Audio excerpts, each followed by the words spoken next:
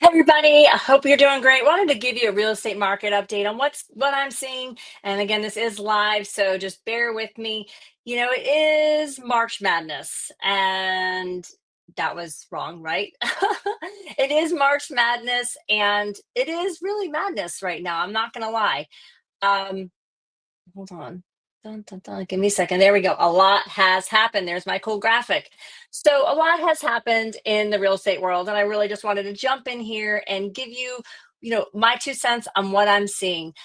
Everything has to do about money and interest rates. And for those of you who watch the news, the Federal Reserve has decided to keep rates steady, which we had all been hoping like that was going to change. And it appears like that is not the case. So for now, we're kind of in a wait and see pattern, and they're saying June or July. But in good news, egg prices have fallen. So there's that. And the job market is important. So unemployment numbers are up, whereas the job growth has also slightly gone up. And we're going to talk about the real estate numbers. So on a national level, if you watch the news, on the national level, they're saying, things have home sales have advanced, which we typically expect this time of year. It's February, but on a whole, sales have slipped 1.2% from a year ago. Yeah, that's on average for the whole United States. Um, and again, here's another snapshot. This is courtesy of National Realtor Association. I added the word national and I just noticed, I don't know what happened when it downloaded, but here we are. But you could basically see that year over year, sales are down 1.2%, and inventory, that I always love to point that out, is 3.5%. So they're saying on average, it could take 3.5% for the current inventory to kind of absorb itself and get sold, because more seeing more and more listings and less buyers. And what blows me away is the amount of cash buyers we have. They always say cash is king. So 32% of sales in the US are cash sales. Let that sink in. Whereas only 31% are first time home buyers. And it's always about who controls the market, right? So when it's a buyer's market, oh my gosh, like buyers could ask for everything under the sun. And when it's a seller's market, they literally just sit back and choose between 10 offers. And typically we say it's about when a home is on the market, on average 6 months, that's what creates like a balanced market. So for the around the whole US, on average, 21% property sold above list price, which I find kind of surprising. And on average, 2.3% were receiving average offers on their most recent sale. So we're headed towards that balanced market. But this slide I really love, and I'll take my face off of here for a second, because this shows where are we seeing the home price change. It's in these upper tier markets, in the luxury market. So from 750,000 and above, homes, in the lower price points, they're not going up in value. They're in fact probably going down. And you can see here, if you compare 2025 on the right to the pre-pandemic levels, we are getting back to price cuts where sellers are lowering their price, typically to what we saw in the pre-pandemic. And you can see the inventory is recovering, yet we are still below normal levels. So that's what we're seeing. Now, new construction, this is really what happened. So when COVID happened, builders stopped building, and that created a supply issue. And so now builders they're trying to keep up. They're trying to get back to doing what they are doing. And you can see as of January 2025, around 29% of sales were from new construction. And I think I just said that wrong. So what is this? New homes as of total inventory. No, I think I said that right. Total inventory is 29%, right? And then the share of all sales is 14.5%.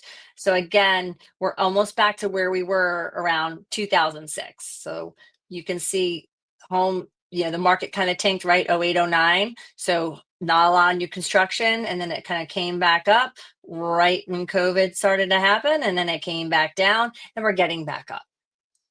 And so again, we have a housing supply gap issue. We are short nearly 4 million homes. 4 million homes. And the South has the largest housing gap, really, but it's the smallest relative to total construction that we need. And so this is super cool because look at this. The South could close this housing gap within 3 years. Whereas compared to other parts of the nation, you can see it's going to take a lot longer. And the big kicker really is where are the next generation, an estimated 1.6 million Gen Z and millennial households did not buy in 2024 due to various factors, including lack of affordable housing. So what we did a lot last year is we were telling our buyers, hey, let's ask a seller for credit to do a rate buy down. And a lot of times when we now see new builders are just offering $10,000 up front towards this rate buy down. If I have a listing and I know there's new construction that's a competitor, we're just going to go ahead and offer that. Obviously, if the seller agrees, because it's what's going to help make it more affordable and comfortable for a buyer if they can buy down their rate. And this is what I'm talking about. So if you have a $440,000 house, the first column here, and your rate is 6.75 versus, let me take my face because I can't see, 5.75, that's a couple $100 a month, right? And that's a big difference to a buyer. And so what we are also seeing is a lot of agents, because things have slowed down and changed, and we're getting back into the times where, yeah, you have to negotiate repairs and really get creative to make things work. A lot of agents are getting out of the business. And so 10% of agents control nearly half of all the listings. Now this, we're going to switch slides because for some reason I noticed, I don't know what happened, but I screenshotted it and here we are. So on the left side of the screen, you can see this is a North Carolina market snapshot. And then on the right side, I kind of grabbed the numbers from our full Charlotte region. So you can see comparatively listings, the amount of listings compared to this year to last year, is up 6.8%, whereas in the Charlotte region, we're up 14.1%. Sales, however, are down 13%, whereas within our region we're down 8.7%. The median list price did not really budge much. I mean, maybe 0.6% they're saying for the state of North Carolina, whereas here in the Charlotte region, it's pretty much has literally flatlined, like not much has changed. And again, this is including kind of parts of the mountains and out to the surrounding counties. So it's when I say region, it's like a big area around Charlotte. And then inventory. So on average for the whole state, it takes 4.23 months for a home to sell versus here within the Charlotte region, it's around 2.5 months. So I think that's like a really interesting slide. And then this kind of goes along with what I was saying. It just kind of shows you comparatively from 2023 to 2025 that the average sales price did that big crazy jump there from 2023 to 2024, and then since then not much happening.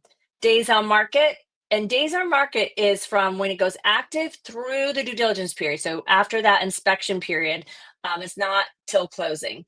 So on average, you can see our days on market is increasing. Month supply, again, is at 2.5%. And you can see it was like 1.4% a couple years ago when things were selling like 3 days.